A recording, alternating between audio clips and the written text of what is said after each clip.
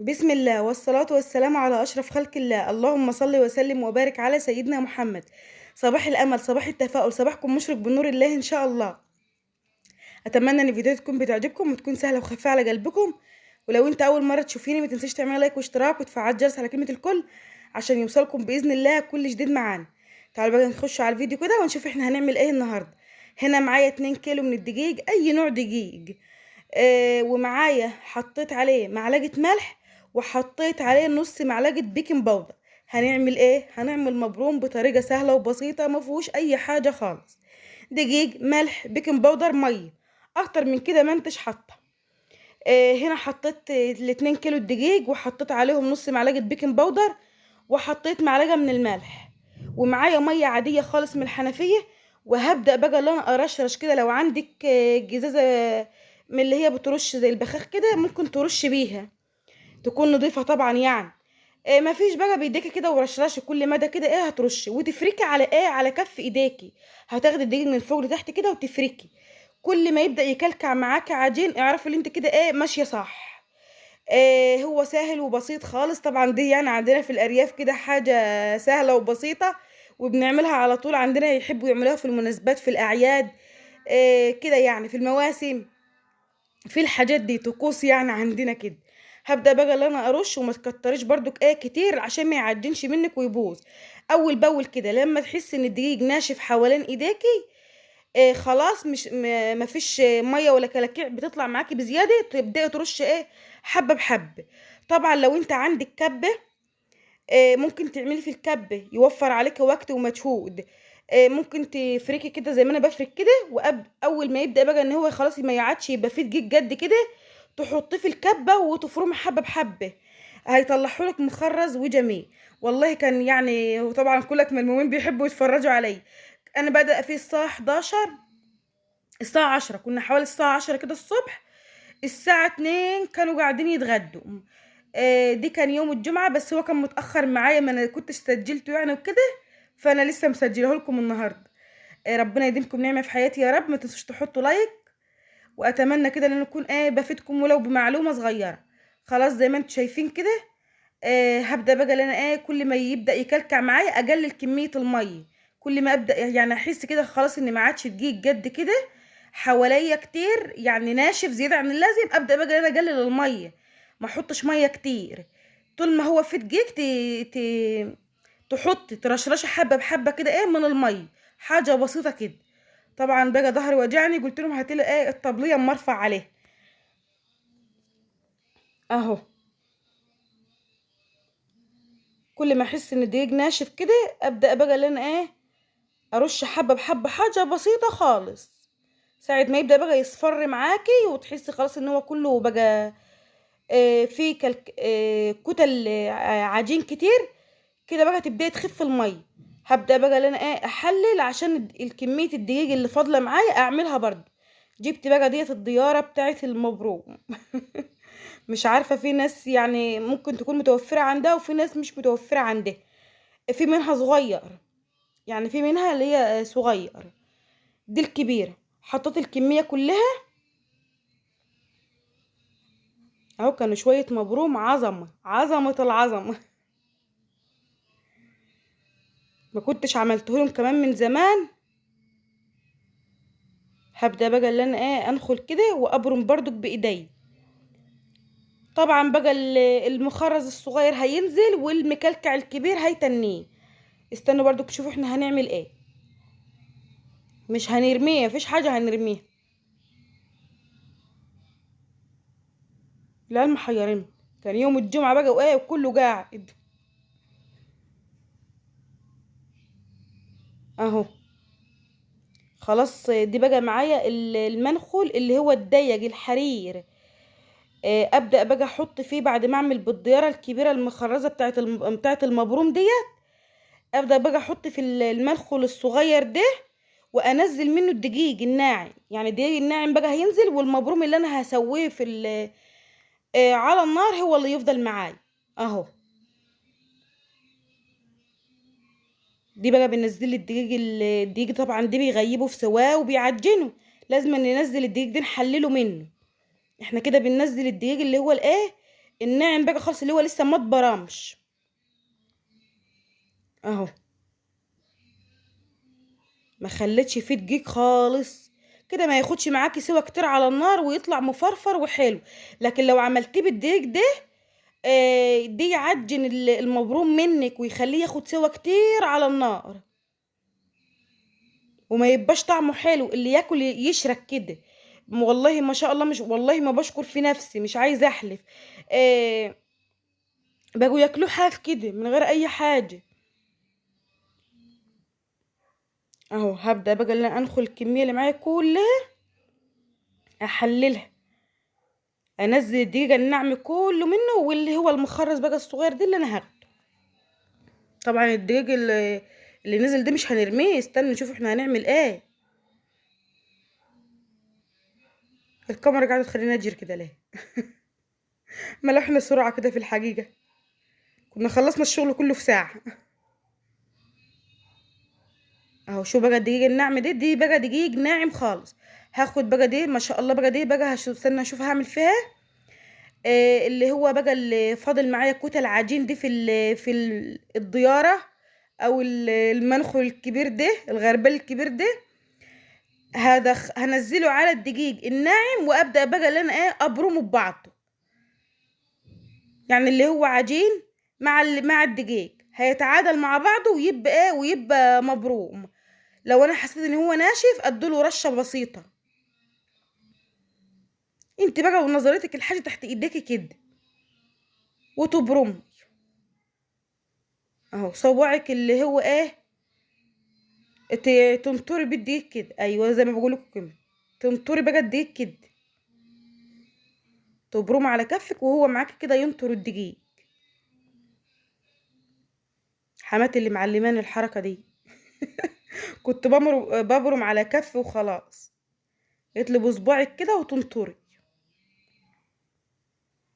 هبدا برضو اللي انا الحبه اللي فاضلين معايا هم برضو اعملهم بنفس النظام بالضياره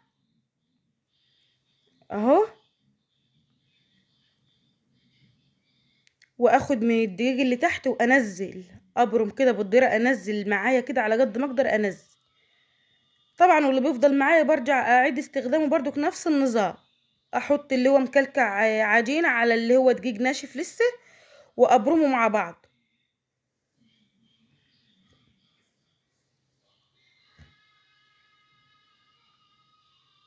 اهو برضو دي بقى معايا منخل اللي هو السلك كده الناعم اللي هو الضيق، دي ينزل لي الدقيق بس، يسيب لي حبايه المبروم المخرزه وينزل لي الدقيق الناعم. ما ياخدش معاكي سوا على النار، ما خدش معايا سوا على النار ساعه، قولي ساعه ونص بالكتير.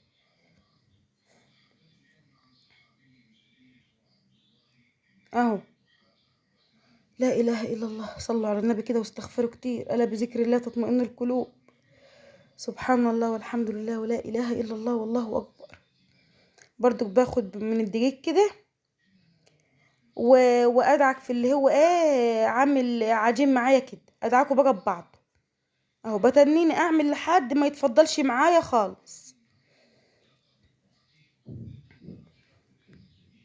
هبرم بقى كله بنفس الطريقه كده لحد ما اخلص الكميه كلها معايا. تعالوا بقى كده نشوف احنا هنسويه ازاي. معايا الحله بتاعه المبروم والمخروطه ديت بيبقوا حلتين فوق بعض، واحده حله عاديه، والتانية بتبقى مخرمه زي نظام المصفى كده للناس يعني اللي مش عارفه. بحط نصها ميه واحط فيها ليمونتين واحط شويه خل عشان الحله ما تسمرش من جوه وتبوظ. بجيب قماشه حلوه يعني شراكه تكون قطن وتكون بيضه، او تكون يعني المهم يكون شال ابيض، حاجه اي حاجه تكون بيضه، ما ينفعش تكون ملونه. لو ملونه البخار هيخليها تطبع على المبروم بتاعك ويبوظ. شوفوا اقول لكم، شوفوا دول الحبه اللي فاضلين معايا ما شاء الله من الاتنين كيلو دقيق. بنزل نص كميه المبروم في الحله زي ما انتوا شايفين كده. بعد الميه ما بتغلي بحط القماشه في الحله وانزل فيها نص كميه المبروم. اول ما يبدأ معايا يستوي كده يطلع بخار اجي نازله بالكميه اللي فاضله. ما تحطيش الكميه كلها مره واحده عشان ما تكتموش، حطي في الاول حبه بحبه. يعني انت لو عامله كميه ممكن تكون عامله 3 كيلو دقيق او 4 كيلو، تحطي زي ما بيقولوا كده عندنا بالفلاحي طاره بطاره. يعني ايه؟ ملو نص المنخل الصغير ده، اول ما يبدأ يتبخر معاكي كده ويطلع بخار تحطي غيره لحد ما الكمية اللي معاكي كلها تتبخر واحدة واحدة. وتخلي بالك من حاجة مهمة جدا، ان ممكن الحلة تنشف منك والحلة تتحرق وتبوظ. لازم كل شوية تبص على الحلة اللي جاتيها المية نقصت منها، تزوديها، تخلي المية نص الحلة بس. طبعا هو كده استوى معايا نص سوا. هبدأ بقى اللي انا انزله من القماشة اللي معايا، طبعا سخنة جدا. اللهم اجرنا من النار يا رب. اهو هما بيبقوا حلتين راكبين في بعض كده. هنزل بقى معايا المبروم، ما شاء الله حلو زي الفل.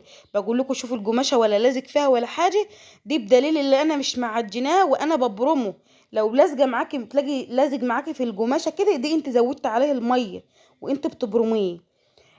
هنا معايا كيلو من الحليب. حليب هتحط حليب على المبروم، ايوه حط حليب على المبروم. شوف انا يعني معايا 2 كيلو من الدقيق، ما شاء الله عملوا معايا كمية حلوة. حطيت عليهم كيلو من الحليب. طيب ليه بتحط حليب؟ دي بيخليه طري، بيخليه حلو. وتضيفي الحليب بارد، يعني يكون طالع من التلاجة بارد. وتحطيه على المبروم وهو سخن، عشان وهو سخن يتشربه بسرعة، وايدك تكون فيه بتفرك فيه كده يعني بتفرفري فيه مع الحليب. يعني هو سخن انا مش طايقه احط ايديا، بقيت مستحمله واعمل. كل ما اشرب برضك ما تحطش الكيلو بحاله، لان انت ممكن تكوني مزوده الميه عليه وانت بتبرميه فهو مش مستحمل حليب كتير. بحط شويه بشويه، بس هو خد معايا الكيلو بحاله. من اللي معلمني الحته دي برضو حماتي ربنا يديلها الصحه، ما كنتش بعرف اعمل المبروم خالص، هي اللي علمتهولي. قالت لي تحط الحليب عليه يخليه طري. يومها طلعت اتغدت معانا بقول لها ايه رايك فيه، قالت لي عسل. تسلم ايديك. تحط برضو الحليب كده زي ما انت شايفه وتقلبي. كل ما تقلبي فيه يتشرب معاكي بسرعه وتفرفري فيه في نفس الوقت. طبعا انت بنظريتك شوفي كانت تقول لي حطي حليب لحد ما تلاقيه بصر كده، اقول لها هيعجن، تقول لي لا ما تخافيش مش هيعجن. اهو بحط الحليب وفرفر وهو سخن. هو استوى معايا نص سوا، خد معايا نص سوا وطلعته. طب واحده ممكن تقول انت هتعرفي ان هو استوى ازاي يا عايده؟ هتلاقي الحبايه معاكي غيرت لونها تماما، بقت لونها اصفر. الحبايه بدأ لونها يتغير معاكي، وتلاقيه جب كده في الحله. يعني اول ما كنت حطاه كان نص الحله، ما شاء الله على ما جيت اطلعه لقيته مالي الحله. اهو هفضي بقى الكميه طبعا اللي مولعه على النار. وتخلي بالك بقولك للمره التانية ان الحله تنشف منك. ياما ناس كتير بوظت حلل واتخرمت منها ان هما بينسوا يبصوا على الميه اللي تحت ويسيبوها تنشف منهم والحله تتخرم. لا، تبص على الحله بتاعتك، واول ما تبدا تحس ان هي خلاص جلت كده، جربت اللي هي تبقى الجعر الحله كده، يعني فاضل سنتي كده او 2 سنتي تزوديها. اهو ما شاء الله شوفوا ملا الحله معايا ازاي. هغطي عليه بقى ويسيبه يكمل سواه كده. هو معايا استوى سوا كامل.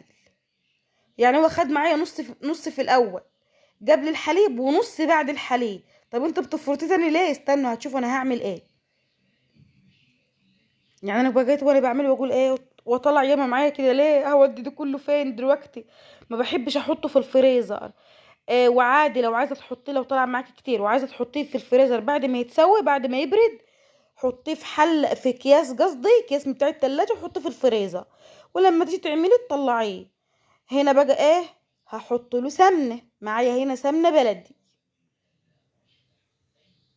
عندك سمنة بلدي حطي، زبدة حطي، زيت حطي، المادة الدهنية اللي انت بتحبيها وحابة تحطيها وخفيفة حطيها. اهو هبدأ بقى اللي انا احط برضك. شوفوا ما شاء الله نشف تاني ازاي، كان طري وانا بحط الحليب نشف تاني معايا اهو. بس ما شاء الله حاجة كده مية مية. اهو احط له بقى السمنة، كمية السمنة بتاعته. وطبعا في اليوم دي كانت الإضاءة طافية قبل ما اصلح الإضاءة. اهو ما شاء الله مية مية. طلعته لكم بره في النور أهو عشان تشوفوه. قلبت فيه السمنه، وهحطه بقى ايه بعد السمنه دي مفيش 10 دقايق، وخلاص هفضي منه بقى للاكل. تعالوا بقى لحته الاكل بقى. عايزه تعمليه تحطي عليه لبن ومكسرات كده في طبق اول باول، لو انت بتحبيه بالمكسرات ماشي. احنا عندنا بنحب ناكله بقى مع اللحمه والشرب والكباب والحاجات الحلوه بتاعت الفلاحين بتاعتنا دي. انا كنت عامله بط، وكنت عامله لحمه وكباب وسلطه، ودي كان يومنا. اتمنى ان الفيديو تكون بتعجبكم وتكون سهله وخفيفه على قلبكم. والسلام عليكم ورحمه الله وبركاته.